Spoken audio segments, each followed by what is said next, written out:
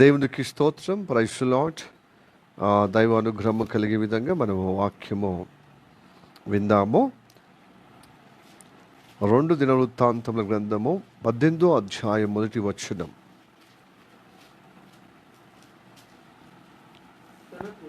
తనకు ఐశ్వర్యమును ఘనతయు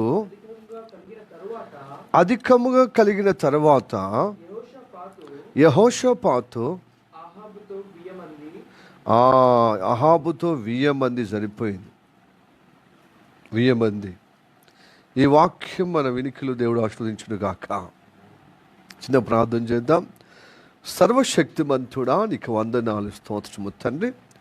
ఇదిగో ప్రభు, నీ కృపలో నీ సన్నిధిలో మేము పరిశుద్ధపరచబడి నీకు స్తుతి ఆరాధన చేసే అనుగ్రహమును, నీ జీవంలో పాలు పొంది నీకు స్తుతి ఆరాధన చేసే భాగ్యమును, కానుకలించిన ధన్యతను మాకు ఇచ్చినందుకు వందనాలు తండ్రి. ఇప్పటిదాకా మమ్మల్ని నడిపించిన విధానం బట్టి కోట్లాది కృతజ్ఞతలు చెల్లిస్తూ ఇప్పుడు ప్రభా నీ వాక్యము, ఇదిగో ప్రభా రెండో మెసేజ్గా రెండవసారి వాక్యం వినటకు నీ ప్రణాళిక, నీ నడిపింపు కలిగినటువంటి ఉద్దేశాలను మా జీవితంలో ప్రసాదించుటకు ఆయా చెవియోగ్య విధంగా గ్రహించే విధంగా మమ్మలను మరింతగా నీ ప్రణాళికబద్ధంగా స్థిరపరిచే విధంగా ప్రభా నీ సాక్షులుగా నీ ప్రియులుగా ఉండేటట్లుగా మాట్లాడమని ప్రార్థన చేస్తున్నాం.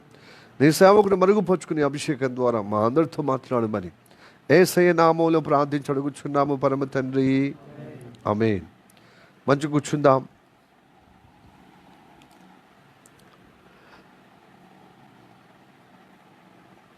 రెండు దినవృత్తాంతములు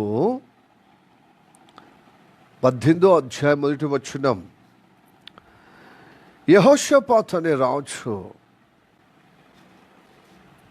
ఉన్నాడు. హల్లెలూయా, ప్రైజ్ ది లార్డ్. ఇజ్రాయెల్ దేశము రెండుగా విభజింపబడ్డది. దాదాపుగా 120 సంవత్సరాలు రాజుగా నియమించబడినటువంటి ఇజ్రాయెల్ దేశానికి 120 సంవత్సరాలకు డివైడ్ అయిపోయింది. మొట్టమొదటిగా సౌలు మొదటి రాజుగా అయ్యాడు. 40 సంవత్సరాలు పరిపాలించాడు. తదనంతరము దేవుడికి ఇష్టపడ్డ మరి రాజు దావీదు 40 సంవత్సరాలు పరిపాలించాడు.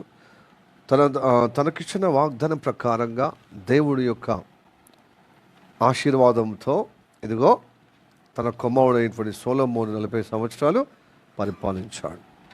దాదాపుగా 120 సంవత్సరాలు ఇజ్రాయెల్ ప్రజలు మరి సమూహంగా సంఘటితంగా ఈ 12 గోత్ర సమూహమును పరిపాలించారు.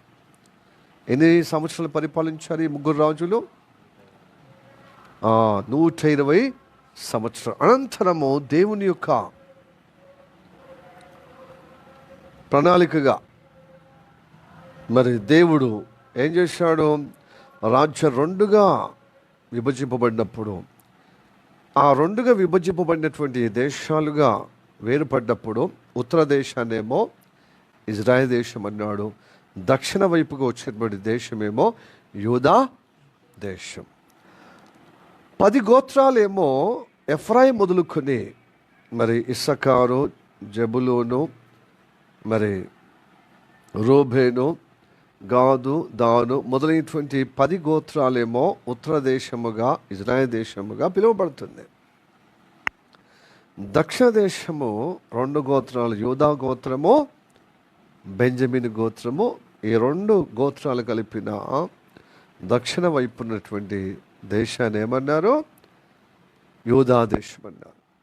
యూదా దేశానికి దేవుడు దావీదు తన ఇష్టానుసారంగా, తన ఇష్టడుగా, దేవుని ఉద్దేశాన్ని నెరవేర్చేవాడుగా, దైవ సంకల్పాలు నెరవేర్చేవాడుగా, తన హృదయానుసారుడిగా ఎంచబడిన ఇష్టపడిన దావీదుకిచ్చిన వాగ్దానం మాట చొప్పున తన కొరకు, తనకిచ్చిన మాట కొరకు తన వంశీయులను ఇదిగో దక్షిణ దేశమైనటువంటి యూదా దేశానికి రాజుగా నియమిస్తున్నాడు.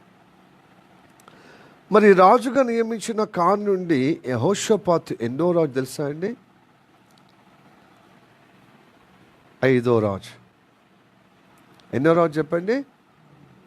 మొట్టమొదటిగా డివైడ్ అయినప్పుడు మొదటి రాజు ఎవరు చెప్పండి? దక్షిణ దేశపు రాజు రెహబాం. ఏ బాంబు? రెహబాము. సొలొమోను కుమారుడు రెహబాం. అతని కడుపులో పుట్టిన అబయ రెండవ రాజు. అబయ రెండవ రాజు. మూడో రాజు ఆసా. ఏం పేరు? ఆసా మూడో రాజు.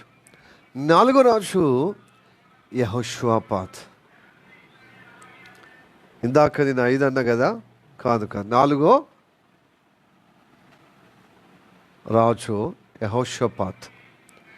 ఆసా కుమారుడైనటువంటి యెహోషాపాతు తండ్రి అయిన ఆసా భక్తిపరుడు, దేవునికి అనుకూలంగా జీవించాడు, దేవుని మార్గాన్ని ప్రవర్తించాడు, మార్గాన్ని నడిచాడు, దేవునికి ఇష్టడుగా ప్రవర్తించాడు, దైవ అనుగ్రహం పొందుకున్నవాడు. తన కడుపున పుట్టినటువంటి యెహోషాపాతు కూడా భక్తిగా ఎదిగాడు. తండ్రికి తగ్గ తనయుడిగా దావీదు అనుసరించినట్టుగా సంపూర్ణంగా అనుసరించకుండా సాధ్యమైనంత వరకు ఇష్టడుగా దేవునికి అనుకూలంగా తన తరములో దేవుని మార్గాన్ని అవలంబించి దేవుని సహాయం పొందుకున్న వ్యక్తి ఎవరండి? యెహోషాపాతు. యెహోషాపాతు చక్కగా దైవభక్తి కలిగిన వాడు. ఎంత భక్తి కలిగిన వాడో మనము 17వ అధ్యాయములో 2 దినవృత్తాంతములో 17వ అధ్యాయంలో మొదటి 5 వచనాలు మనకు కనబడుతుంది. దాదాపు ఆ అధ్యాయాలు మొత్తం కనబడుతుంది. అయితే 2-3 వచనాలు మనం నేర్చుకున్నప్పుడు, తెలుసుకున్నప్పుడు మనం అతడు ఎట్టివాడో మనకు అర్థమవుతుంది. 3వ వచనం నేను చదువుతాను, 3-4 వచనాలు చదువుతాను, మనం వినండి. యెహోవా అతనికి సహాయకుడై ఉండగా యెహోషాపాతు తన తండ్రి అయిన దావీదు, దావీదు కడిగిపోయిండు.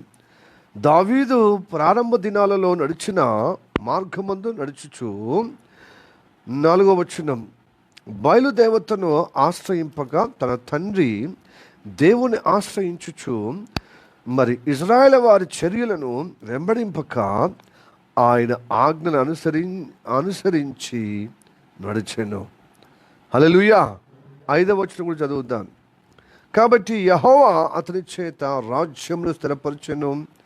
యూదా వారందరూ యెహోషాపాతునకు పన్ను ఇచ్చుచుండిరి. అతనికి ఐశ్వర్యము ఘనతయు మెండుగా కలిగెను. Hallelujah. Praise the lord. Praise the lord. దేవుని చేత దీవించబడిన వ్యక్తి యెహోషాపాతు. ఏం చేసి తెలుసా?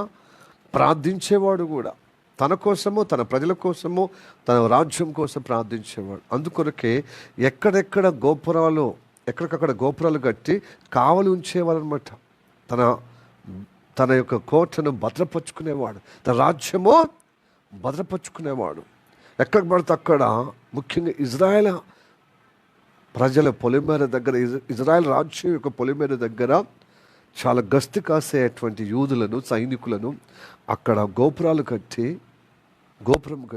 భద్రపరుచుకునేవాడు చక్కగా. అలా చేస్తూ ఇజ్రాయేల్ ప్రజల్లాగా ప్రవర్తించకుండా యూదా దేశముందే యూదులు వాళ్ళని చక్కగా వాక్యంగా ప్రకటించాడు, సువార్త చెప్పాడు. ధర్మశాస్త్రం బోధించుటకు కొంతమంది యాజకులను నియమించాడు, లేవీయులను నియమించాడు, ధర్మశాస్త్రం ఉపదేశించే వారిని నియమించాడు. ప్రజలకు వెళ్ళి ప్రజలకు నీతి వాక్యాలు బోధించాడు, ధర్మశాస్త్ర బోధన కలిగించమని పురమాయించాడు, భద్రపరిచాడు. ఆధ్యాత్మికంగా ప్రజలను తను నిలబడుతూ, తన కుటుంబం నిలబెడుతూ తన ప్రజలను ఆయత్తపరిచాడు. అలాగా సిద్ధపరిచినట్టుగా వాక్యం ఉంది. 7 నుంచి 10 వచనాలు, 11 వచనాలు ఉన్నాయి, కానీ 10 వచనాలు నేను చదువుతాను, మిగతాది మీరు ఇంటికాడ చదవండి. యూదా దేశము చుట్టూ ఉండు దేశంలో రాజ్యములు అన్నిట మీదికి యెహోవా భయము వచ్చినందున వారు యెహోషాపాతుతో యుద్ధము చేయకూడదు. ఎందుకు తెలుసా? 9వ వచనం, వారు యెహోవా ధర్మశాస్త్ర గ్రంథమందు చేత పుచ్చుకొని యూదా వారి మధ్య ప్రకటించుచు యూదా పట్టణముల అన్నిటను సంచరించుచు జనులకు బోధించిరి. ఈ బోధ వలన ప్రజలందరూ భయభక్తులు కలిగి ఉన్నారు. ఈ బోధ వలన చుట్టుపక్కల రాజ్యాలన్నీ యెహోషాపాతు దేవుని భయమును చూసి యుద్ధం చేసేవారు కాదు. ఎందుకంటే దేవుడు ఆయనకు తోడుగా ఉన్నాడు, సహాయకంగా ఉన్నాడు. ఇటు ప్రార్థన చేస్తున్నాడు, ఇటు వాక్యము బోధించబడుతున్నాడు. బోధించే విధంగా ప్రజల మధ్యలో యాజకులను లేవీయులను పంపించి ఉపదేశము వాక్యాన్ని బోధించమని పురమాయించాడు. దీన్ని బట్టి దేవుడు తనను, తన కుటుంబాన్ని, తన రాజ్యాన్ని భద్రపరిచి ఉన్నాడు. గొప్ప ఐశ్వర్యవంతుడ ఘనతగా ఎంచి అతన్ని స్థిరపరిచాడు. బాగుగా స్థిరపరచబడిన తర్వాత, గొప్ప భాగ్యవంతుడైన తర్వాత, ఐశ్వర్యవంతుడైన తర్వాత, ధనవంతుడైన తర్వాత, ఘనత పొందిన తర్వాత, తన రాజ్యము తన కుటుంబం దిట్టపరుచుకున్నప్పుడు, స్థిరపరుచుకున్నప్పుడు అతడు ఒక తప్పు పనిచేశాడు. మనం కూడా అంతే కదా. ప్రారంభంలో ఎంతో కృతజ్ఞత కలిగి ఉంటాం. రక్షణ పొందుకున్న సమయంలో ప్రార్థన, విశ్వాసం కలిగిన ప్రార్థన, వాక్యం చదవడం, వినడం, ఉపదేశము పొందుకోవడం, ఇతరులకు మనకు కలిగినటువంటి అనుభవము, నేర్చుకున్న బోధ ధర్మశాస్త్రంగా మనం బోధిస్తూ ఉంటాం, వాక్యం ప్రకటిస్తూ ఉంటాం. కుటుంబంలో, సంఘములో చక్కగా స్థిరపరచబడిన అనుగ్రహం పొందుకుంటాం. ఆ అనుగ్రహంలో పొందుకున్న పరంపరలో కొంత వరకు సాక్షులుగా ఘనత వహించి ఐశ్వర్యం పొంది గొప్పగా మనము, మన కుటుంబము, మన పరివాసులు, మన ఇంటివారు మంచిగా ఉన్న తర్వాత మనము మంచి చదువు విషయంలో కానీ, ఉద్యోగ విషయంలో కానీ మరి గొప్పగా స్థిరపరచబడిన తర్వాత మనము కూడా ఇట్లనే ప్రవర్తిస్తామని ప్రభు సెలవిచ్చి ఉన్నాడు. యెహోషాపాతు చూడు, తన తండ్రి భక్తిపరుడు ఆస, దావీదు యొక్క భక్తి తండ్రికి మించిన భక్తి ఇంకా చేశాడట. ఆస భక్తి చేశాడు. ఆ ఆశ కంటే దావీదు యొక్క దినాలలో, దావీదు ప్రారంభ దినాలలో ఎలా ప్రవర్తించాడో అలా ప్రవర్తిస్తున్నాడు. భక్తి పట్ల, దేవుని పట్ల భక్తి కలిగి. అలా ఉన్న క్రమములో చూడండి, మంచి స్థిరపరచబడిన తర్వాత ఒక పొరుగు రాజ్యమైన ఇజ్రాయేల్ రాజుతో వియ్యమందుకున్నాడు. అదే చిన్న బాధ. ఆ రాజు పేరు అహాబు. అతడు యెహోవా నమ్ముకున్న వ్యక్తి కానీ భక్తిహీనుడు. చాలామంది దేవుని నమ్ముకున్న వారందరూ భక్తిహీనులు అవుతారు. ఎందుకంటే లోక పద్ధతిలో వాళ్ళ జీవితంలో, వాళ్ళ కుటుంబంలో వచ్చేస్తాయి వారి ద్వారా. క్రమేపీ వాక్యానుసారమైనటువంటి భక్తి జీవితం ఉండకుండా, ప్రార్థన ఉండకుండా, నడిపింపు ఉండకుండా, దేవుడు ముసుకేమో దేవుని జీవంలో దేవుణ్ణి నమ్మినట్టుంటారు. కానీ పద్ధతులు మాత్రం, ప్రవర్తన మాత్రం అంతా అన్యుల ప్రకారంగా, భక్తిహీనుల ప్రకారంగా వ్యతిరేకమైన కార్యము కలిగి ఉంటారు. అలాంటి వారితో వియ్యమందుకుడు అనమాట. భక్తి కలిగిన వారు భక్తి కలిగిన కుటుంబంతోనే వియ్యమందుకుంటే క్షేమం ఉంటుంది. ప్రియా దేని బిడ్డలారా, భక్తి గల కుటుంబానికి భక్తి గల కుటుంబంతోనే వియ్యమందుకోవాలి. లేకపోతే శోధన పాలవుతారు. లేకపోతే చాలా దేవుడి చేత మనం ప్రేమించబడుతున్న మనము, నేను కటాక్ష పొందుకోవాల్సిన మనము దేవుని కోపము, దేవుని యొక్క అనుగ్రహము పోగొట్టుకునేవారుగా అవుతాం. ఎదుగో ఉదాహరణ యెహోషాపాతుని బట్టే. హల్లెలూయా. ఈ వాక్యం మీద ఉండండి. మన బలహీనతల కంటే, మన యొక్క బలహీనత కంటే దేవుని వాక్యం గొప్పది. ఆ గొప్పతనంగా మనం ఉండటానికి గ్రహించండి. మనం ఆస్తిపాస్తు సంపాదించుకొని పిల్లలు మంచిగా ఉద్యోగం సద్యోగంలో ఉన్నప్పుడు కథమిగా మనకు ఇయ్యానికైనా కయ్యానికైనా తమ ఉజ్జీవాలని భక్తి చూడకుండా ఆస్తిపాస్తులు, ఉద్యోగస్తులు కదా మన ఉద్యోగస్తులు అట్లనే అనుకున్నాడు అనమాట. రాజు కదా, నేను కూడా రాజు కదా, రాజరికాన్ని చూసుకున్నాడు. ఆయన ధనవంతుడు, నేను ధనవంతుడు. భక్తినత కలిగిన వాళ్ళు కూడా ధనవంతులు అవుతారండి. హల్లెలూయా, ప్రైజ్ ది లార్డ్. భక్తి కలిగిన వారు ధనవంతులు అవుతారు, భక్తిహీనులు కూడా ధనవంతులు అవుతారు. ఇదిగో రాజరికం. అయితే తన యొక్క భార్య, హాబు భార్య తూరు సింధూర్, ఏంటిది ఏం పేరు? సీదోను. తూరు తూరు సిదోను రాజ్యము నుంచి వచ్చింది. ఎవరు? యెజెబెలు. ఆయనకు పట్టాభిరాణిగా యెజెబెలు రాణి చేసుకున్నాడు. ఇప్పుడు ఆమె ఇన్ఫ్లుయెన్స్తోని ఆల్రెడీ నేబాతు కుమారుడైనటువంటి యారోబాము మొట్టమొదటిగా ఇజ్రాయెల్ రాజుగా ఉన్నటువంటి వ్యక్తి చేసిన ద్రోహము కంటే ఇంకా మించిపోయింది. ఏం చేశాడు? యెహోవా దేవుడు అని చెప్పి విగ్రహారాధన ఏర్పాటు చేసిండు నేబాతు కుమారుడైనటువంటి యారోబాము. ఏం బాము? యారోబాము చేసినదే అది పెద్ద దోషం. ఎందుకంటే యెరూషలేము దేవాలయానికి రాకుండా, ఏటేటా పస్కా బలి ఆచరించకుండా, ప్రజలను రానివ్వకుండా ఏం చేసి అడ్డుపడ్డాడు దుష్ట ఆలోచన చేత. అక్కడనే గుడి పెట్టేశాడు. ఎక్కడ? బేతేలు దాని దగ్గరనే విగ్రహం పెట్టి ఇది యెహోవా దేవుడు అని చెప్పి ఆ విగ్రహాన్ని పెట్టి ఉన్నత స్థలముల మీద దేవత స్తంభము కట్టి ఏం చేశాడు? అక్కడికే పరిమితం చేశాడు. మళ్ళా లేవీల గోత్రంలోని యాజకులు ఉండాలి. నేను స్వాస్థ్యం, నేను ఏర్పరచుకున్న స్వాస్థ్యం అన్నాడు.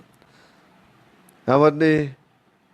లేవీల నుండే యాజకులు కావాలి. దేవుని యొక్క మందిరానికి సేవకులు కావాలి.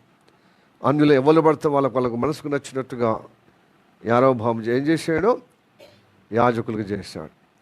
అంటే తప్పు మీద తప్పు చేసి దేవుని ఉగ్రతకు పాత్రుడైపోయాడు. అట్లాగా ఆ రాజ్యంలో ప్రతి రాజు ఆ నేబాతు కుమారుని యారోబాము చేసిన ప్రవర్తన బట్టి, వారి మార్గాన్ని బట్టి దేవునికి ఉగ్రత పాత్రులయ్యారు. అది చాలన్నట్టుగా అహాబు ఏం చేశాడు? ఈ యెజెబెలు రాణి ద్వారా ఇంకా ఎక్కువ ఎక్కడ పడితే అక్కడ విగ్రహాలు పెట్టడం మొదలుపెట్టాడు. ఆ విగ్రహాల ముందట బలిపీఠాలు కట్టడము.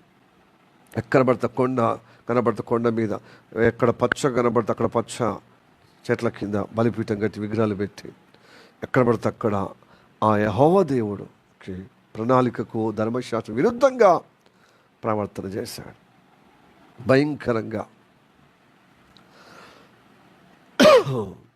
మళ్ళీ ఒక బయలుదేవత కూడా ఇజ్రాయెల్ ప్రజలకు పరిచయం చేశాడు. ఉన్నత స్థలముల మీద ఏం చేశాడు? దేవత స్తంభాలు నిర్మించాడు. ఇలాంటి భ్రష్టంగా, దేవుడికి అయిష్టంగా ఉన్న వ్యక్తితో విజయమందుకున్నాడు. నేను అనుకుంటాను, భక్తుల తల్లిదండ్రులకు భక్తి కలిగిన పిల్లలు పుడతారనేది సాధ్యం కాదండి. అదే ఇబ్బంది అండి.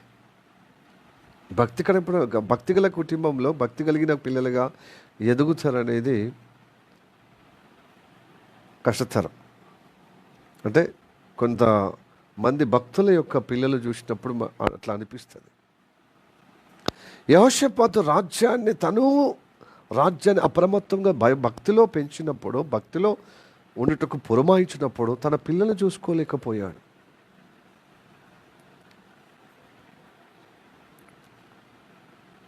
అని మనకు అట్లా అనిపిస్తుంది. కానీ పిల్లలకందరికీ నేర్పించి ఉంటాడు. ప్రజలకందరికీ నేర్పించిన వ్యక్తి కుటుంబాన్ని నేర్పించడా? నేర్పిస్తాడు. కానీ తన పెద్ద కుమారుడైనటువంటి యెహోరా మాత్రము భక్తిగా తండ్రికి తగ్గ తనయుడిగా తయారు కావాలి. మిగతా అన్నదమ్ములకు తయారవుతున్నారు. అయితే ఆ కుమారుడు పెద్ద కుమారుడు అయినందున యెహోషాపాతు ఏం తెలుసా?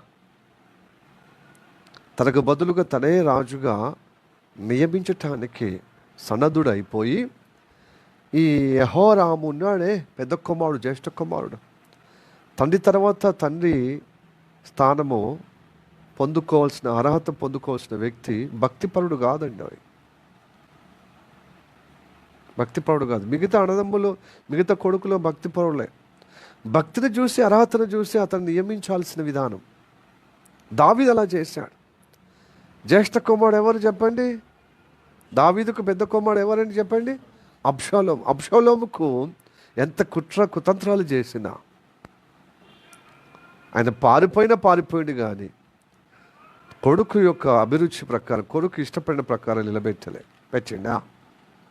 దేవుడు ఏర్పరచుకున్న సొలొమోన్నే పెట్టాడు. యెహోషాపాతు ఆ సమయంలో ఈ విషయంలో పప్పులో కాలేశాడు. నాకు తర్వాత నా కుమారుడే కదా, పెద్ద కుమారుడే కదా అని చెప్పి పెద్ద కుమారుడికే వియ్యమందుకున్నాడు. అహాబు కుమార్తె అతుల్య,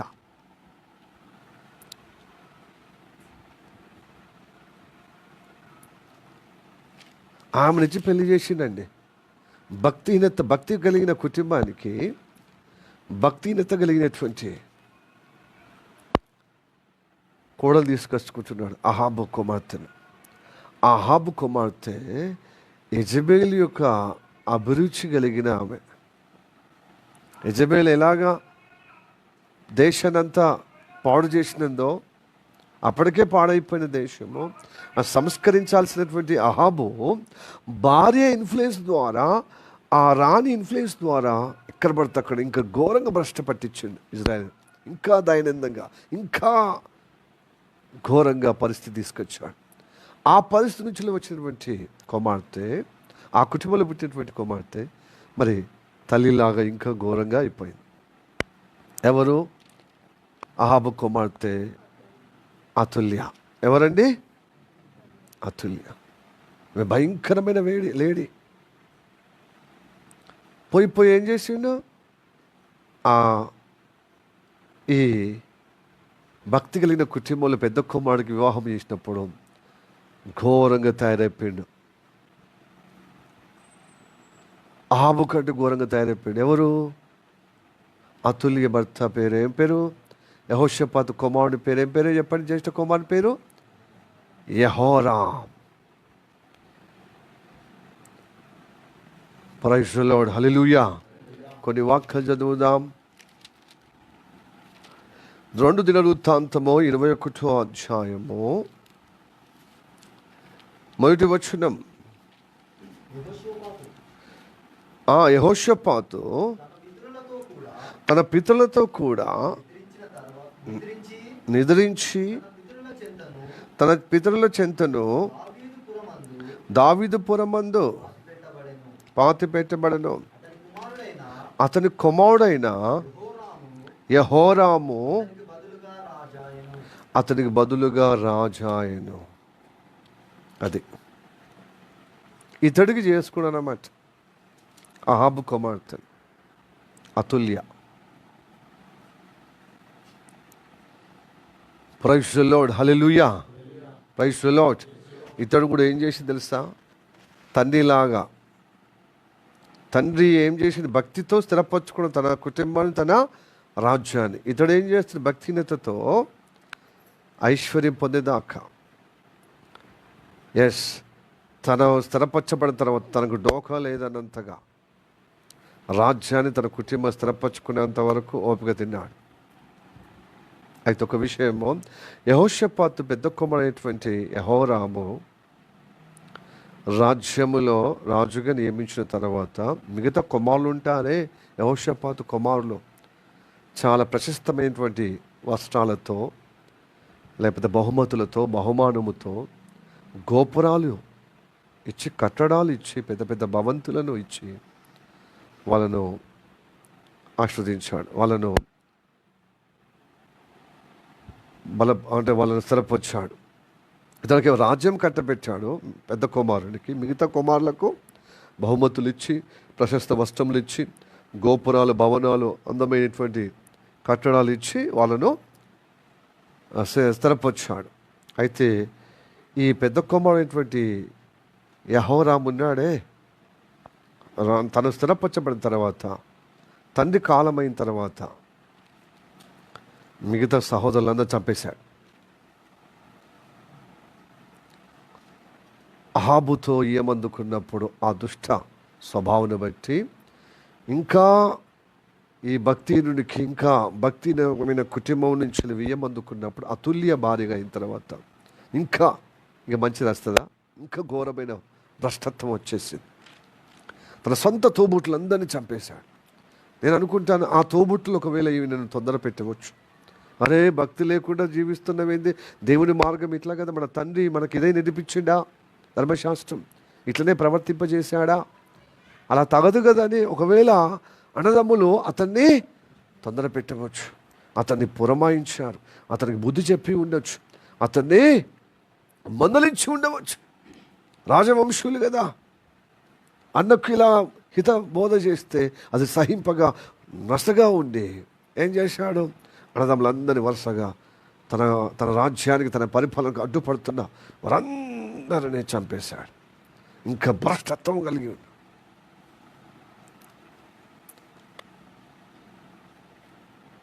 చదవండి 2 దినవృత్తాంతము 21వ అధ్యాయము, మరి 2-3 వచనం చదువుదా. యెహోషాపాతు కుమారులైన, ఓకే ఎక్కడి నుంచి చదువుతావు,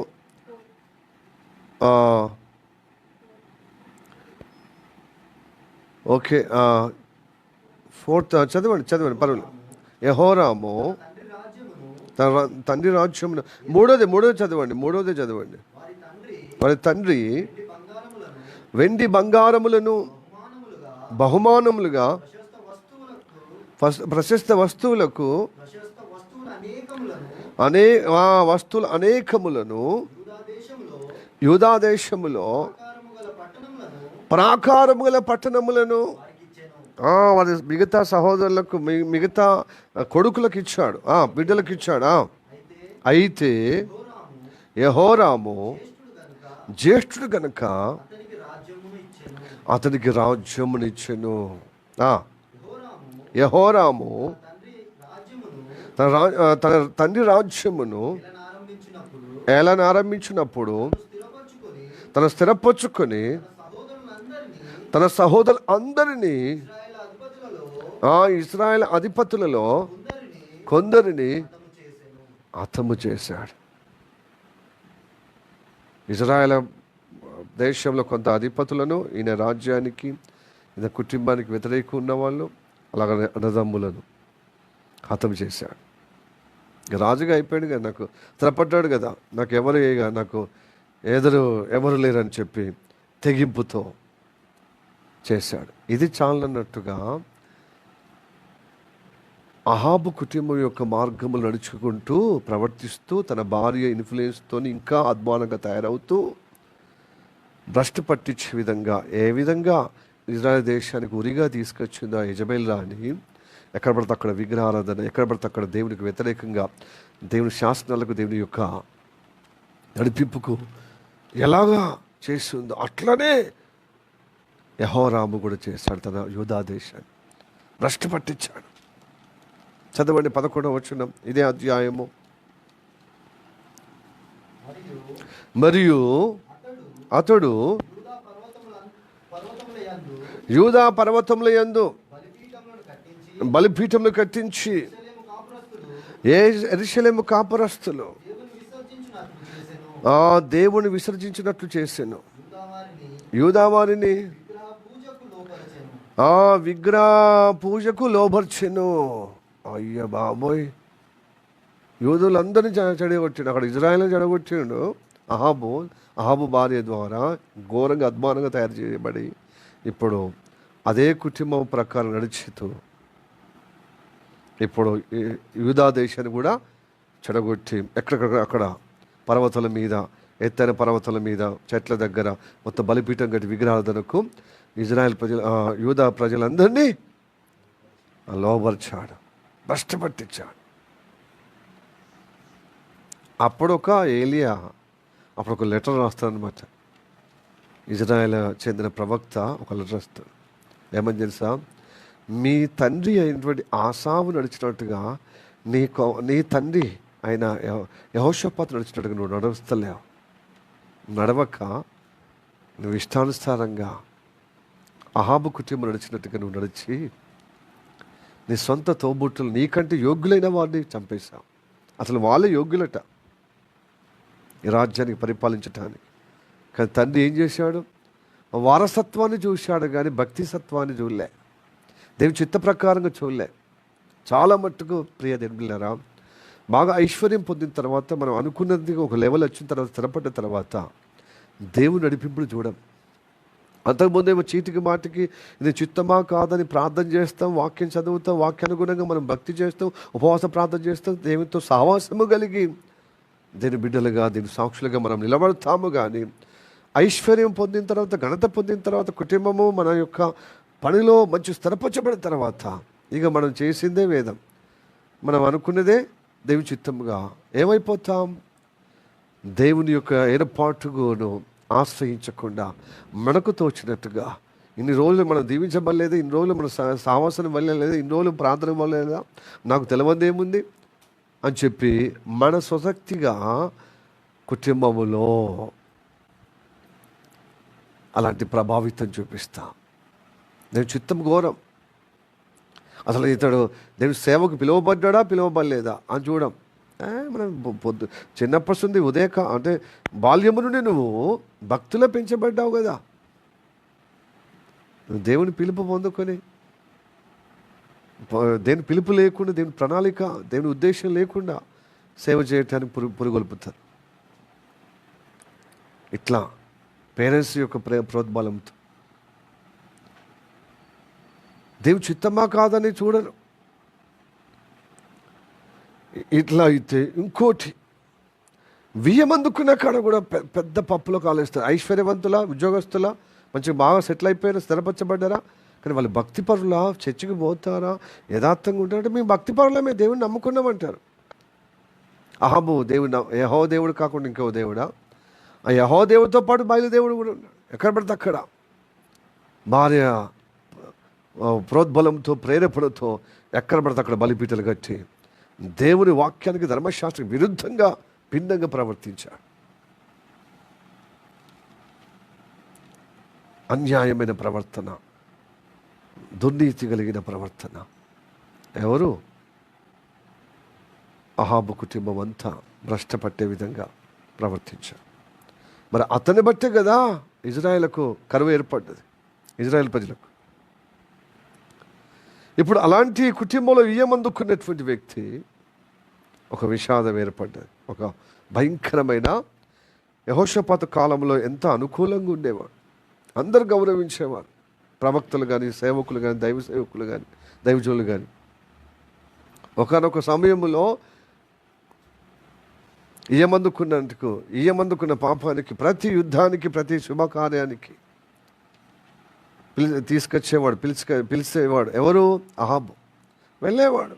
నీ ప్రజలే నా ప్రజలు, నా ప్రజలే నీ ప్రజలు కదా, ఈ దేశమే నీ దేశం కదా, నీ దేవుడు నా దేవుడు కదా, నా దేవుడు నీ దేవుడు కదా అని చెప్పి ఇయ్యమందుకున్న కాడ ఏం చేశాడు? అహాబుతో ఇయ్యమందుకున్నప్పుడు యుద్ధానికి, చెడ్డగా మంచిది మొత్తం పిలిచినప్పుడల్లా పోతుండే, డిన్నర్కు మంచిగా పోతుండే. ఎవరు? యెహోషాపాత్. కానీ భక్తిలో మాత్రము, తన భక్తుల మాత్రం నిలకడగా ఉండేది. వాళ్ళతో సోపతి కలిసిన, వాళ్ళతో ఇయ్యమందుకున్నప్పుడు, వాళ్ళకు శుభకార్యంలో పాలు పొందిన, యుద్ధానికైనా దేనికైనా పాలు పొందినప్పుడు దైవ సేవకులు అతన్ని మర్యాద చేసేవారు. ఒకనొక సమయంలో ఒక యుద్ధానికి పోతున్నారు. అహాబు కుమారుడు అయినటువంటి యెహోరాం, అతని పేరు కూడా యెహోరాం. అందుకోసం కొంచెం కన్ఫ్యూజన్ ఉంటుంది. పోతున్నప్పుడు ఆ సమయంలో తనతో పాటు యెహోషాపాతు పిలిచాడు. ఆ శలన చేసుకోడు కదా, సహోదరునే చేసుకోడు కదా. సో మామని పిలిచాడు. వాళ్ళ తండ్రి పిలిచిన కాలంలో వచ్చినట్టుగా నాకు కూడా యుద్ధానికి రా, మోయాబీలు పన్ను కడతలేరు కనుక వాళ్ళంతా చూద్దాం రా, ఇప్పుడు నన్ను ఇబ్బందిగా ఆయాసకరంగా చేస్తున్నారని. అప్పుడు వెళ్తున్నప్పుడు ఆ మార్గం మధ్యలో ఏదోమో రాజును కూడా కలుపుకొని వెళ్తున్నారు. అప్పుడు పెద్ద వాళ్ళకు కష్టం వచ్చింది. అరణ్యంలో వెళ్ళారు, నీళ్ళు లేవు, ఏం లేవు. ఆ పశువులు, వాళ్ళ యొక్క గార్ధబములు, వాళ్ళ సైనికులు, రాజులు సైతం దాహంతో ఘోరంగా ఏమైపోతే దప్పికొని వచ్చి ఆ శత్రు రాజ్యం యొక్క కత్తివాతతో చంపబడే పరిస్థితిలో వచ్చాం. ఇప్పుడు ఏం చేసినాం? 7 రోజుల ప్రయాణం చేశాం మోయాబీలతో యుద్ధం చేయటానికి. అరణ్య గుండా మనకు నీళ్ళు దొరుకుతలేవు. ఇప్పుడు వాళ్ళు వచ్చి యుద్ధం చేసే కంటే మనమే నీళ్ళతో దాహంతో చచ్చిపోయేటట్లు ఉన్నాం. అని చెప్పి ఆ కష్టకాలంలో యెహోషాపాతు అంటాడు, ఎవరైనా దేవుని ప్రవక్తలు ఉన్నారా? ఉన్నాడు. ఆ ప్రవక్త ఎలీషా. ఆ ఎలీషాని పిలిపించినప్పుడు, యెహోవా జీవంతోడు, నీ ముఖం చూస్తే మాత్రము అసలు నీ దగ్గర రావటానికే అది అంటే అసలు నువ్వు యోగ్యత కాదు నీ రావటం. ఎందుకంటే యెహోరాముని అంటాడు అనమాట, అహాబు కుమారుడు అయిన యెహోవా జీవంతోడు, యెహోషాపాతు లక్ష్యం చేయకపోతే నీ ఇక్కడికి రాను. కానీ నీ తల్లిదండ్రులను ఆశ్రయించిన ప్రవక్తలేరి, అబద్ధ ప్రవక్తలు, బయలు ప్రవక్తలేరి. ఆపద కాలంలో వాళ్ళని ఆశ్రయించాలి కదా. నీ తల్లిదండ్రులు ఆశ్రయించిన ప్రవక్తలను ఆశ్రయించాలి కదా. నన్ను ఆశ్రయించటకు పిలిచినవి ఏంటంటే నువ్వు అట్లనే రాదు అంటాడు ఈ అహాబు కుమారుడు. నీ తల్లిదండ్రుల ముఖం చూస్తే అసలు రానే రావద్దు. ఎందుకంటే మీరు అబద్ధ ప్రవక్తలను పోషించారు, యథార్థ ప్రవక్తలను, యెహోవా ప్రవక్తలు చంపేశారు. ఇప్పుడు ఏదన్నా నేను దేవుని వాక్యం మీకు తెలియజేయాలంటే యెహోషాపాతును బట్టి ఆయన ముఖం చూసే నిన్ను గౌరవిస్తున్నా అని చెప్పి దేవుని చిత్తమును, దేవుని ప్రేరేపణను చెప్పి వెళ్ళిపోతాడు. ప్రియ దేవులారా, దైవభక్తి ఉన్నటువంటి భక్తులు ఆ కుటుంబాన్ని గౌరవించే విధంగా ఎవరైనా ఇంటికి రమ్మని సేవకులను దైవజనులు చెప్పంపితే వాళ్ళు వస్తారు. కారణము ఆ కుటుంబం దేవుని భయభక్తులు కలిగిన కుటుంబం, యథార్థ కుటుంబం. వారి ముఖం చూసి దేవుని యొక్క మాటలు వారి పట్ల విశ్వాసాన్ని బట్టి వారి మీద ప్రార్థన చేయగలుగుతారు.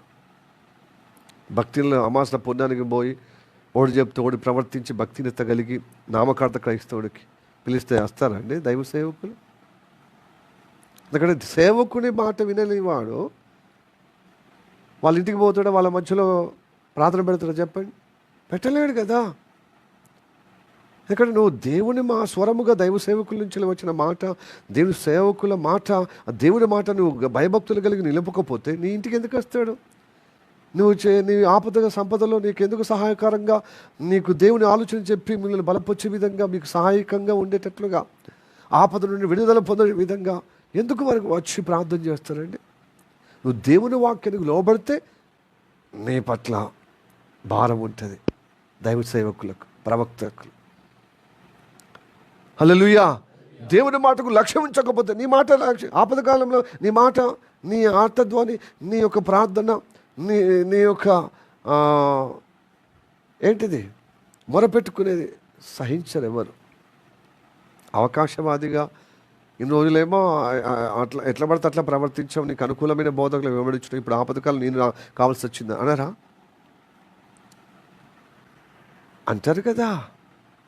అట్లనే ఉందన్నమాట ఈ కుటుంబం. Hallelujah, praise the lord, praise the lord, హల్లెలూయా.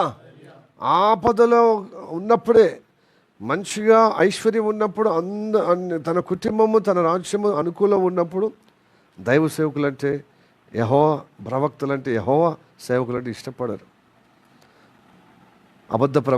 అబద్ధ సేవకులను కూటు కోసమో పొట్ట కోసం సేవ చేసే వారి కోసమో ఆశ్రయిస్తారు. వారి మాటనే, ఎందుకంటే ఊకే వాళ్ళు పొగుడుతూ ఉంటారు కదా, 4 పైసలు రాలుతాయని. నువ్వేం చేసినా నువ్వు దీవించబడతావు, నీ కుమారుడు చదువులో రాణించగలుగుతాడు, ఆరోగ్యం కలిగి ఉంటాడు, మంచి సంబంధము ఉంటుంది, మొత్తం దీవించబడతావు, నీకు ఇల్లు వస్తుంది, నీకు ఇంట్లో ప్రవేశించినప్పుడు అలాంటి వాళ్ళని పిలుస్తాం. సో పొగుడుతూ ఉంటారు అనమాట నువ్వు ఇచ్చిన కానుకలను బట్టి. అలాంటి వాళ్ళు సేవకులు అంటే మనకి ఇష్టం. ఉన్నట్టుగా వాక్యం చెప్పి మన జీవితాన్ని సరిచేసే విధంగా ఆ వాక్యం కొట్టినట్టుగా వచ్చినప్పుడు మనం సహించలేము, ఓర్చలేము. హల్లెలూయా, ప్రైజ్ ది లార్డ్. ఇలాంటి కుటుంబమే అహాబు కుటుంబం లాగా ఇప్పుడు యెహోషాపాతు కుటుంబం, అనగా తన పెద్ద కుమారుడు యెహోరాము కుటుంబం అలాగా బస్టిపట్టి. అందుకొరకే ఏలి ఒక లెటర్ రాస్తాడు, యోగులని, సహోదరులు యోగులైన వాళ్ళని చంపేశావు, నీకంటే యోగులైన వాళ్ళని, ఇక నుండి నీ ఆస్తిపాస్తుని రాజ్యం యెహోవా దేవుడు నీ కుటుంబం, నీ భార్య పిల్లలు, నీ పిల్లలు మొత్తుతాడు. జాగ్రత్త, మొత్తుతాడు. ఎందుకంటే అలాగ భ్రష్టపడి నువ్వు చేశావు. ఇజ్రాయెల్ దేశము పాపానికి భ్రష్టపట్టే విధంగా ఎలా అహాబు కారకుడైన కుటుంబము, వారి పిల్లలు, వారి కుటుంబము, ఇప్పుడు నీ కుటుంబం, నీ పిల్లలు బట్టి యూదా దేశమంతా భ్రష్టపట్టించావు. కనుక యెహోవా దేవుని యొక్క కోపం. దావీదుకి ఇచ్చిన మాట చొప్పున నీ వల్ల నీ కుటుంబం చెడిపోవడం కాకుండా రాజ్యమంతా చెడగొచ్చాం. అసలు యూదా దేశమంతా నాశనం చేయటకు దేవుడు ఉగ్రత ఉంది. కానీ తన భక్తుడైన దావీదుకి ఇచ్చిన మాట చొప్పున ఇజ్రాయెల్ దేశాన్ని యూదా దేశాన్ని కాపాడుతున్నాడు.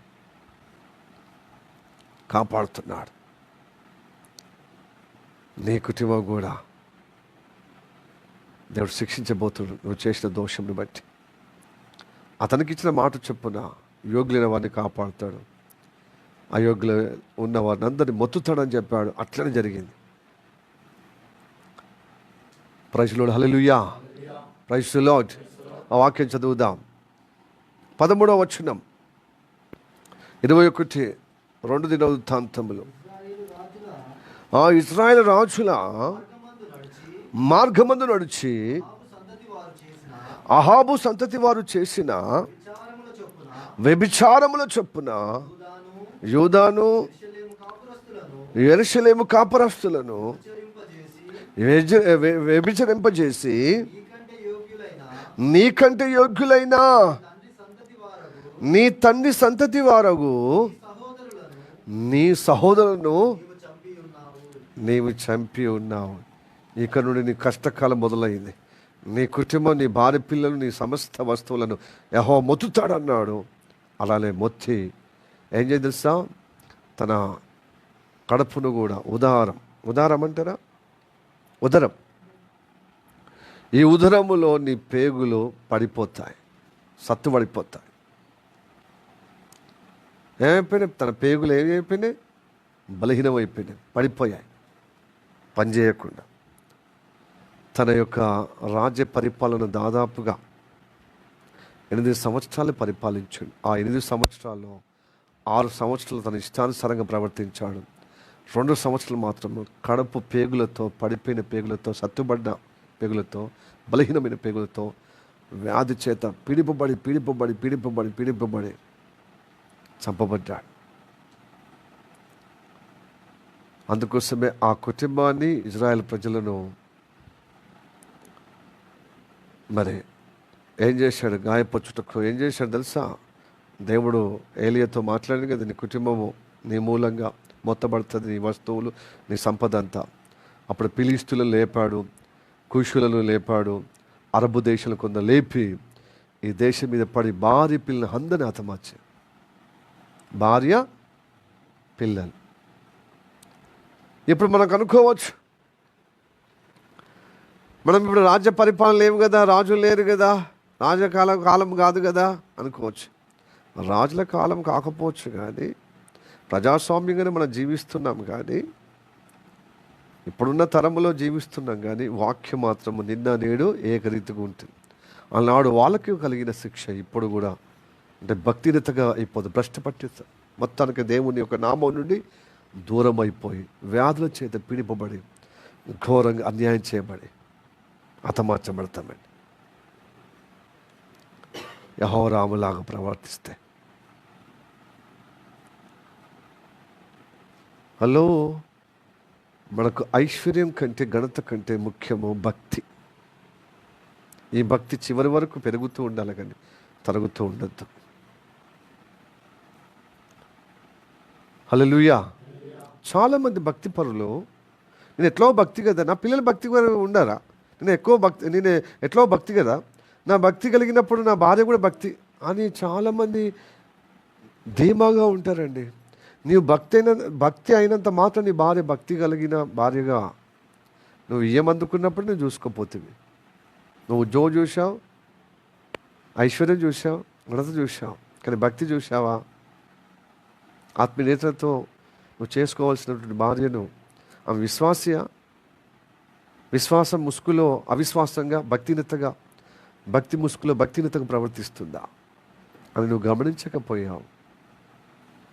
కాబట్టి ఇలాంటి భ్రష్ట కుటుంబంగా మారిపోతుంది.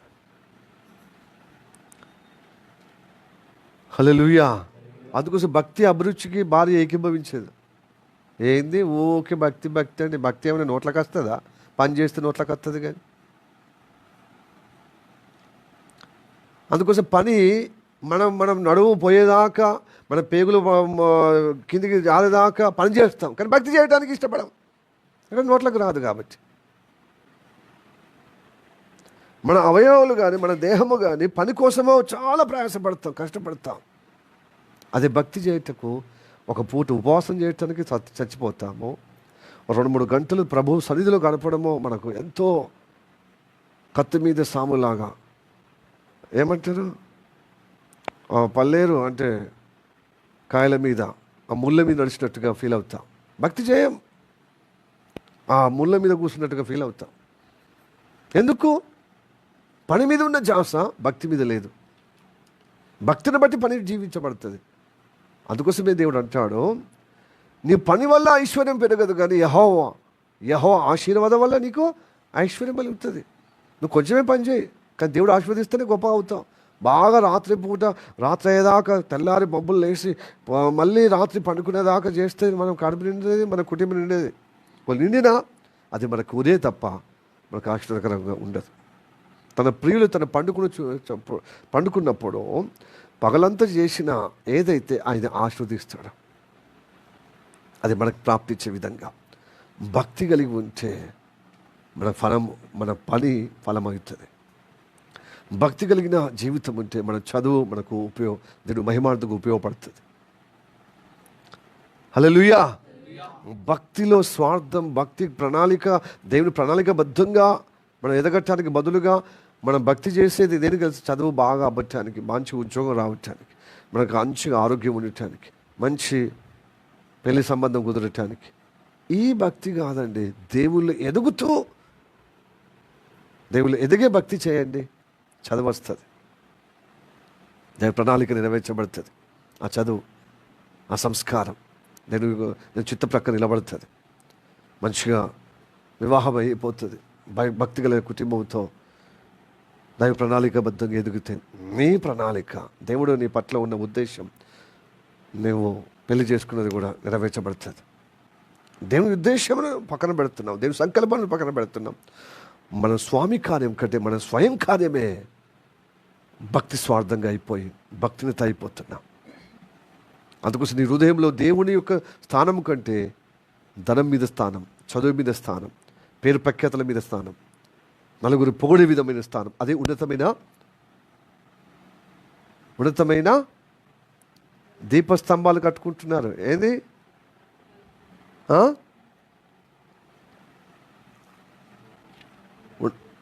ఉన్నత స్థలం అంటే ఏంటిది? మన జీవితంలో హృదయం కదా. హృదయం మీద ఏంటిది కట్టుకుంటున్నాం? దేవతా స్తంభాలు కట్టుకుంటున్నాం. దేవుడి కంటే ఎక్కువ ఏది ప్రేమిస్తామో అది నిర్మించుకుంటున్నమాట. వీళ్ళు అదే చేశారు. ఉన్నత స్థలాలలో దేవతా స్తంభాలు కట్టారు.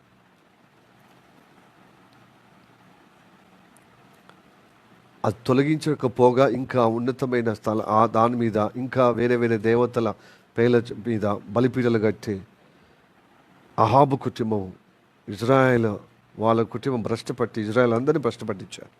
ఇప్పుడు ఆ కుటుంబంతో వియ్యమందుకున్న యెహోరాము కూడా తన కుటుంబం భ్రష్ట చేసుకొని ఇజ్రాయెల్ యూదా దేశం అంతా భ్రష్టపట్టించే విధంగా, అందుకొరకే భార్య పిల్లలందరూ హతమార్చబడ్డారు. చివరిగా దేవుడు దావీదుకి ఇచ్చిన మాట చొప్పున, వాగ్దానం చొప్పున కనిష్ఠుడు, కడగా ఉన్న కుమారుడు బ్రతికించాడు. అతని పేరే అహాజ్య.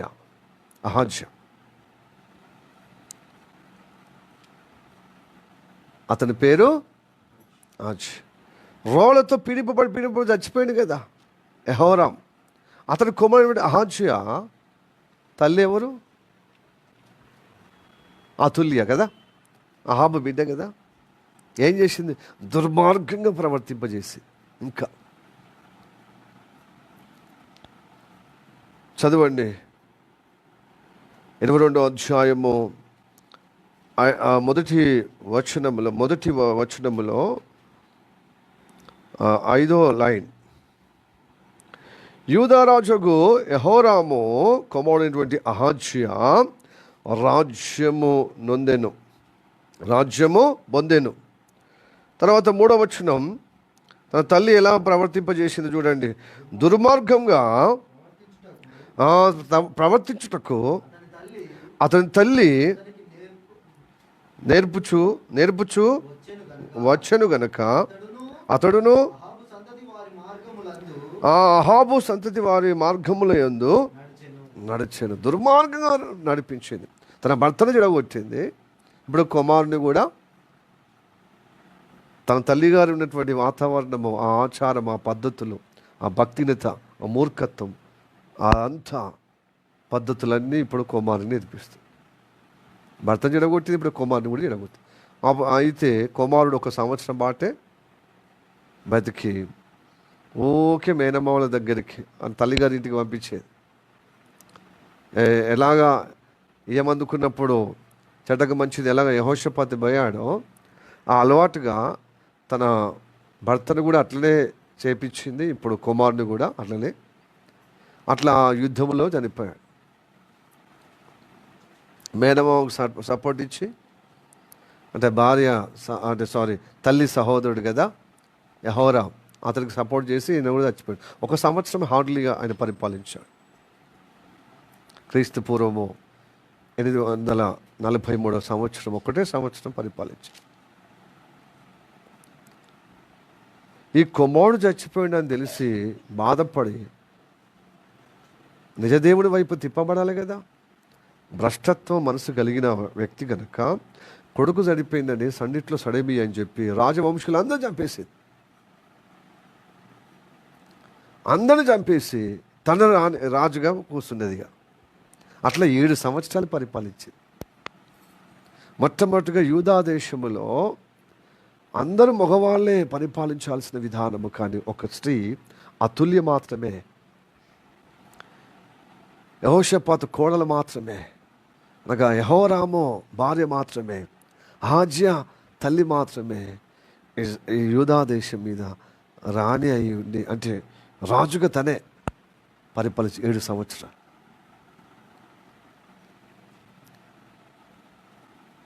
భయంకరంగా మూర్ఖురాలుగా, దైవ ప్రణాళిక విరుద్ధం. పురుషుడు యేసు ప్రభుకు సాదృశ్యం కదా. స్త్రీ సృష్టింపబడినటువంటి సృష్టికి సాదృశ్య స్త్రీ. సృష్టికి సాదృశ్యం స్త్రీ అయితే స్త్రీ రాజ్య పరిపాలన చేస్తే ఇప్పుడు దేవుని కూర్చుండబెట్టి సృష్టి పరిపాలించినట్టు.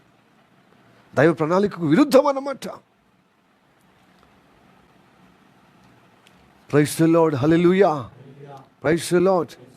అట్లనే అయిపోతుండే అమెరికా దేశానికి. అందరూ అమెరికా ప్రజాస్వామ్యంగా, అంటే డెమోక్రసీ వచ్చిన కాన్ నుండి అమెరికాకు మొట్టమొదటిగా వాషింగ్టన్ కదా ప్రెసిడెంట్, అతని పేరే రాజధానిగా పెట్టారు కదా DC, వాషింగ్టన్ DC అని. ఆ నుంచి వెళ్ళి ఇప్పటి వరకు దాదాపు 43-45 అధ్యక్షులు. ఇంతమందిలో ఒక స్త్రీ కూడా రాకపోతుండే, లేదు, ఒక స్త్రీ కూడా లేదు. అయితే ఈ మధ్య కాలంలో, అంతకుముందు ఈ ట్రంప్ మీదనే ఈ హిల్లరీ క్లింటన్ పోటీ పడి ఓడిపోయింది. తర్వాత సెకండ్ టైం కమలా హారిస్. నిజంగా వీళ్ళు గెలిస్తే మొట్టమొదటిగా ఒక లేడీ అమెరికా ప్రెసిడెంట్ అవుతుండే. దేవుని ప్రణాళికనా కాదా అని తర్వాత విషయం, కానీ బైబిల్ పట్టుకొని ప్రమాణం చేసినటువంటి అమెరికా ఒక లేడీ అయిపోతుంది. మన దేశంలో ఆల్రెడీ లేడీస్ ప్రధానమంత్రి అయ్యారు, ఇందిరాగాంధీ. ఆ తర్వాత ఎవరు స్త్రీలు ప్రధానమంత్రి కాలేదు. కానీ రాష్ట్రపతి మాత్రము ఇప్పుడు 2వ ఆమె. ఫస్ట్ ఆమె ప్రతిభా పాటిల్, మొట్టమొదటిగా లేడీ మన దేశానికి ప్రెసిడెంట్గా అయ్యాడు. తర్వాత ఇప్పుడు ద్రౌపది ముర్ము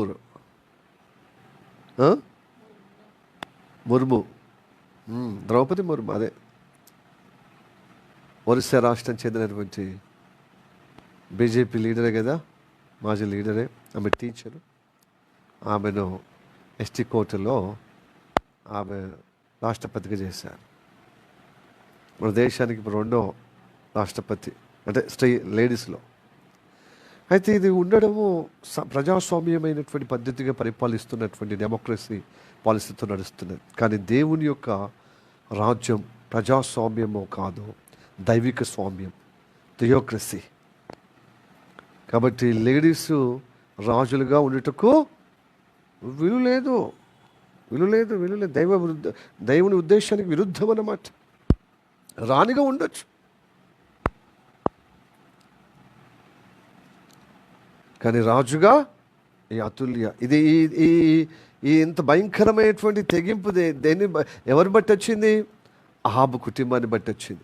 అహాబు కుటుంబానికి ఎందుకు వచ్చింది? యెజబెల్ రాణి బట్టి. అంటే భర్తను పిల్లలు పక్కన పెట్టి ఆమె పెద్దరికం చేసింది కదా కుటుంబంలో, రాజ్యంలో. అదే ప్రభావం ఇప్పుడు అతుల్య బిడ్డకు వచ్చింది అన్నమాట. ఇప్పుడు కొడుకు చనిపోయిండు, తండ్రి చనిపోయిన, నా భర్త చచ్చిపోయిండు, నా కొడుకు చచ్చిపోయిండని మారుమనసు పొందుకొని యథార్థంగా యెహోవా దేవుని వైపు తిప్పబడాలి. కానీ అతుల్య ఏం చేసింది?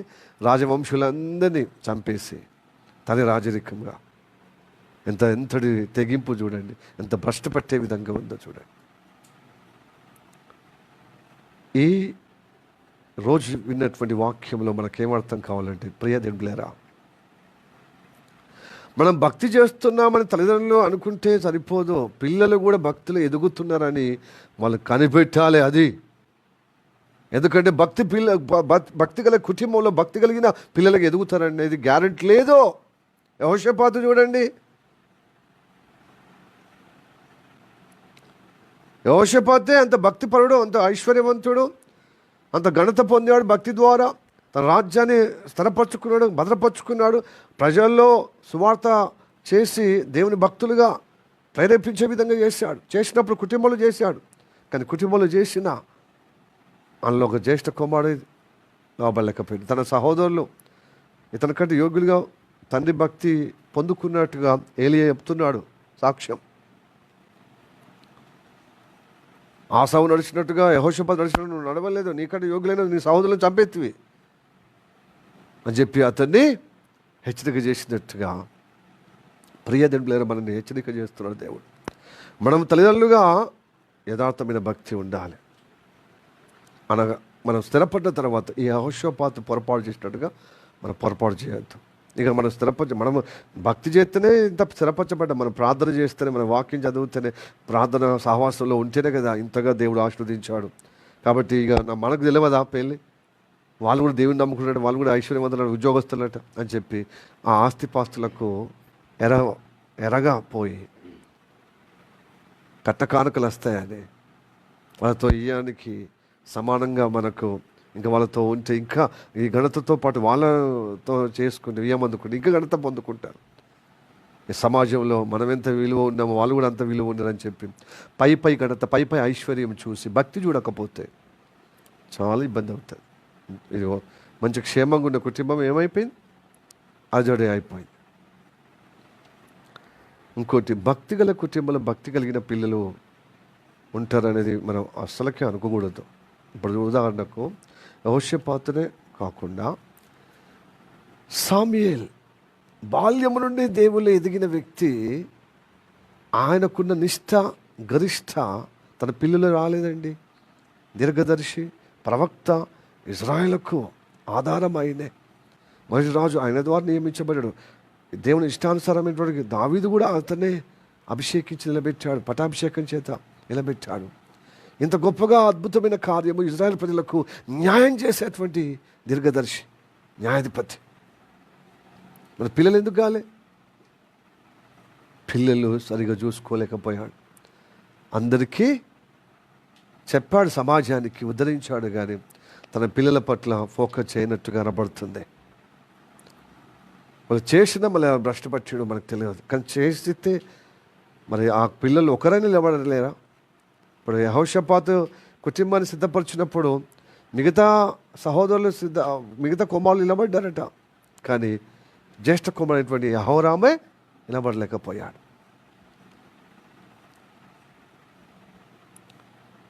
హల్లెలూయా, ప్రైజ్ ది లార్డ్. కాబట్టి సామ్యూయేలు భక్తి పిల్లలకు అది ప్రాప్తించబడలేకపోయారు. ఎందువల్ల? పిల్లలు సరైన రీతికి వాళ్ళ నడవడిని గమనించలేదు, వాళ్ళ వ్యక్తిగతాన్ని గమనించలేకపోయారు. నేను భక్తుడు కదా, నేను అందరికీ చెప్పినట్టుగా నా పిల్లలకి చెప్తున్నానని చెప్పుకున్నాడు, కానీ పట్టించుకోలేదు. పట్టించుకోవడం చాలా ప్రాముఖ్యం. పిల్లలు ఎలా నడుస్తున్నారు, మనం చదువు విషయంలో పట్టించుకుంటాం, ఎందుకంటే రేపు కలెక్టర్ కావాలి కదా, ఇంజనీరింగ్ కావాలి, డాక్టర్లు కావాలి కదా, దాన్ని బట్టి ఘనత వస్తుంది కదా, 4 పైసలు సంపాదించడానికి ఉంటుంది కదా, పేరు డబ్బు గదానికి చూస్తాం, కానీ భక్తి చూడం. మరి ఇంత చదివి ఇంటర్కి చచ్చినట్టుగా రేపు భక్తిహీనుడిగా అయిపోతే ఆ చదువుకు ఆ సంస్కారానికి విలువ ఉంటుంది సమాజంలో. అసలు దేవుని బిడ్డగా నిలబడకపోతే పరలోకం పోతామా, చేరుతామా? నాది కదా. అసలు నిలబడితే ఈ డాక్టర్ అన్న, వైద్యము, ఇంజనీరింగ్ అన్న 4 సమాజంలో పేరు పొంది 4 పైసలు సంపాదించడానికి ఉపయోగపడవచ్చు, ఘనత పొందే విధంగా ఉండవచ్చు. డబ్బును బట్టి ఘనత వస్తుంది కదా. అయితే భక్తి వస్తే తను నిలబడుతూ 10 మంది నిలబెడతాడు.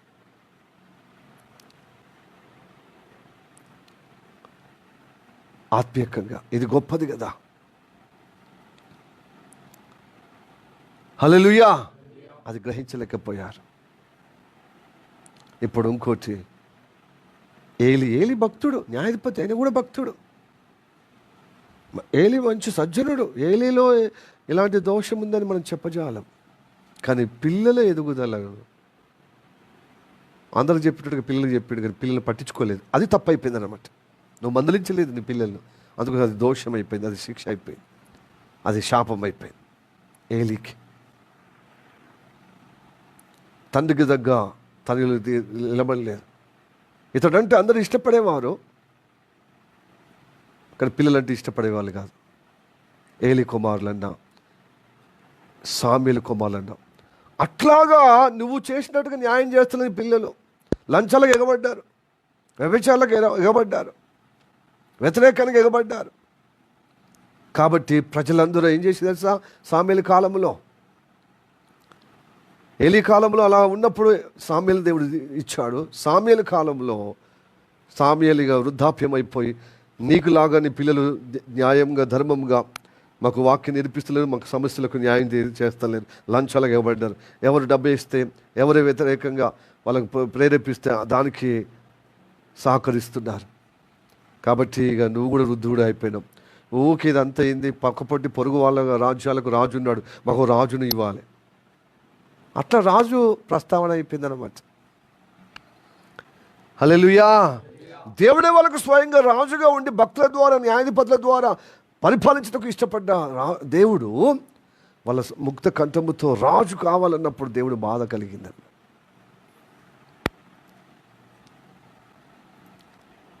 ఎందుకంటే మాకు న్యాయం తీర్పు కావాలి కదా, న్యాయ తీర్పు సమస్యలు వచ్చినప్పుడు మాకు న్యాయం చేయాలి కదా.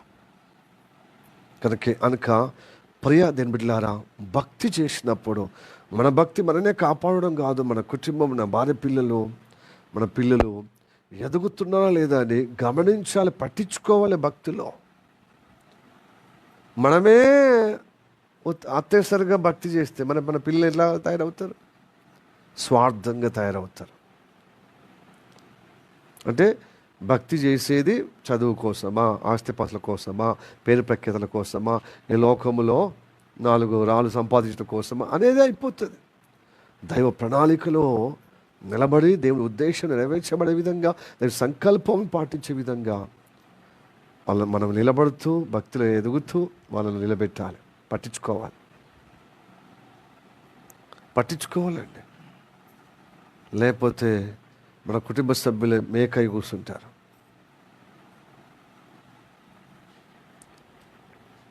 హల్లెలూయా, ప్రైజ్ ది లార్డ్.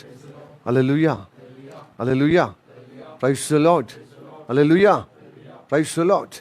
కనుక అవిశ్వాసులకు విశ్వాసతో పొత్తు నీతికి దుర్నీతికి సాంగత్యము లేదు. కొత్త నిబంధనలు చెప్తున్న మాట వినండి. 2 కొరింథీయులకు రాసిన పత్రిక చివరిగా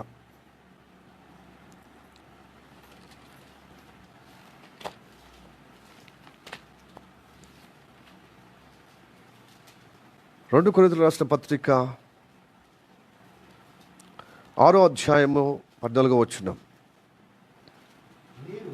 మీరు ఆ అవిశ్వాసులతో జోడుగా ఉండకూడి, నీతికి దుర్నీతితో ఏమి సాంగత్యమో, వెలుగునకు చీకటితో ఏమి పొత్తు. క్రీస్తుతో బలియాలతో ఏమి సంబంధము? అది చదవండి, అది కూడా చదవండి. క్రీస్తునకు అంటే దయ్యాలతో ఏమి సంబంధమా? ఏమి సంబంధము? అవిశ్వాసతో విశ్వాసకి పాలెక్కడిది? సరిపోయింది. హల్లెలూయా, ప్రైజ్ ది లార్డ్. అందుకొరకు ఎదుగో ఈ రోజు దేవుడు మనతో మాట్లాడుతున్నాడు. యెహోషాపాతు కుటుంబ విషయం ద్వారా, తన జ్యేష్ఠ కుమారుడైనటువంటి యెహోరాము ద్వారా తన భార్య అయిన అతుల్య కుమారుని ఏ విధంగా పెంచిందో, ఏ విధంగా దుర్మార్గంగా ప్రవర్తించిందో, ఇజ్రాయేల్ ప్రజలను అహాబు ఎలా తన భార్య ద్వారా చెడగొట్టి భ్రష్టు పట్టించిండో, ఇంకా అధ్వానంగా సరిచేయవలసినటువంటి ఇజ్రాయేల్ దేశాన్ని ఇంకా అధ్వానంగా తయారు చేయబడి ఆ దుస్థితి ఇప్పుడు యూదా దేశంలో ప్రభావం పడ్డది. వాళ్ళు నడిచినట్టుగానే వీళ్ళు నడిచారు. ఘోరంగా దేవుడి శిక్షకు కారకులయ్యారు. కాబట్టి ప్రియ దేవులారా, దైవ సంకల్పం, దేవుని ఉద్దేశాలు గ్రహించేటట్లుగా మనం భక్తి చేయాలి తప్ప స్వార్థంతో ఏదో ఈ 3 నెలల ముచ్చట ఈ లోకం సుఖభోగుల కోసము అది చాలా బాధ కలుగుతుంది, చాలా వేదన కలుగుతుంది. దుఃఖాన్ని మనం నివారించుకోవటానికి వస్తున్నాం, కానీ భౌతికంగా సంతోషమే, కానీ డబ్బు చూసి ఘనత చూసి 10 మందిలో పేరు పొందినది మంచిగానే, కానీ మానసికంగా ఎంత కుంగిపోతాం. నేను వాక్యం లేకపోతే దేవుని యొక్క ప్రణాళికగా హర్షధ్వని పోతుంది అనమాట. అంటే సంతోషించే ఆ ఆనందం పోతుంది అనమాట, ఆ ఉల్లాసం పోతుంది, ఉత్సాహం పోతుంది. హల్లెలూయా. అలా మన జీవితంలో రానివ్వబడకుండా సామ్యుయేలు యొక్క కుటుంబం, ఏలి కుటుంబం, యెహోషాపాతు కుటుంబం, వాళ్ళ భక్తులే కానీ వాళ్ళ కుటుంబ పిల్లలను పట్టించుకోలేదు, వాళ్ళని సిద్ధపరచలేదు. వాళ్ళు అనుక్షణము ప్రతిదినము ప్రతి చర్యను వాళ్ళు భక్తులు ఎదుగుతులేరని పట్టించుకోకుండానే అందరిలాగా వాక్యం చెప్పి ఊక్కున్నారు. వాళ్ళే తయారవుతారు. నేను భక్తులు కాబట్టి నాకు కడుపులో పుట్టిన వాళ్ళు భక్తులు కాలేరా? నేను మంచోనే, నా పిల్లలు కూడా సంచోళ్ళని అనే భ్రమలో ఉంటున్నారు. మంచోళ్ళ కడుపున మంచోళ్ళు పుడతారని గ్యారంటీ లేదండి. భక్తిగా కుటుంబంలో భక్తిగా ఎదుగుతారని గ్యారంటీ లేదు. కాబట్టి ఈరోజు మనతో మాట్లాడుతున్న విషయాలను పరిగణనలో తీసుకొని సీరియస్గా తీసుకొని దేవుని యొక్క కృపను అప్పచెప్పుకుంటూ దైవ ప్రణాళిక, దేవుని ఉద్దేశము ఈ తరమునికి తగిన భక్తిలో ముందుకు సాగుదాం. దేవుని చిత్తము మన జీవితంలో మనకు ఆశ్చర్యకరంగా, క్షేమకరంగా, సంతోషదాయకంగా, విజయవంతంగా నడిపించబడటానికి ప్రార్థన చేద్దాం. అందరి తల్లి వచ్చి కనిపిస్తాం, ప్రార్థన చేద్దాం.